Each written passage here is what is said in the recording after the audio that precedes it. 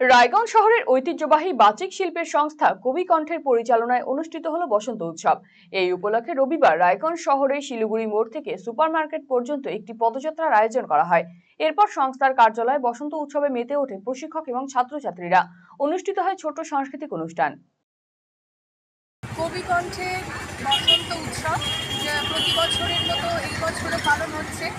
আসলে আমরা বাক শিল্পের চর্চা করি। আজকে রবিবার আমাদের ক্লাসটাই বলা যেতে পারে একটু অন্যরকমভাবে।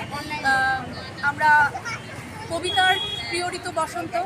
কবিতা হচ্ছে আমাদের প্রাণ, আবৃত্তি হচ্ছে সেই প্রাণের প্রতিধ্বনি।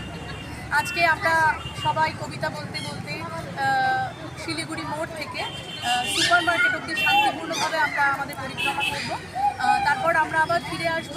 আমাদের আজকে রবিবার, এটা মূলত আমাদের একটা আবৃত্তি ক্লাস, অন্যরকম একটা আবৃত্তি ক্লাস পালন করছি। প্রতি বছরই আমরা করি, এবছরও আমাদের সেইভাবেই উৎসব উদযাপন হচ্ছে। আপনি কি দীর্ঘদিন থেকে পেটের বিভিন্ন সমস্যায় ভুগছেন, গ্যাসের সমস্যায় ভুগছেন? তাহলে আপনার জন্য সুখবর।